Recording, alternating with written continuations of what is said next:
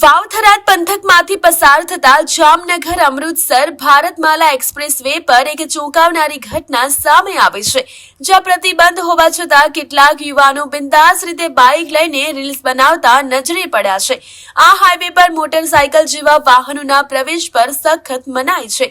તેમ છતાં બાઇક સવારો ત્યાં પહોંચી જતા ટોલ ટેક્સના કર્મચારીઓની બેદરકારી સામે મોટા સવાલો ઉભા થયા છે. એક્સપ્રેસ વે પર એન્ટ્રી એક્ઝિટ પોઈન્ટ્સ અને દરેક કિલોમીટરે સીસીટીવી કેમેરા હોવા છતાં આ બાઇક ચાલકો સામે કોઈ કાર્યવાહી કેમ ન થઈ તે ચર્ચાનો વિષય બન્યો છે. ત્યારે હવે સ્થાનિક લોકોમાં એ સવાલ ચર્ચાઈ રહ્યો છે કે શું થરાદ પોલીસ આ જોખમી બાઇકર સામે ગુનો દાખલ કરીને કડક દાખલો બેસાડશે?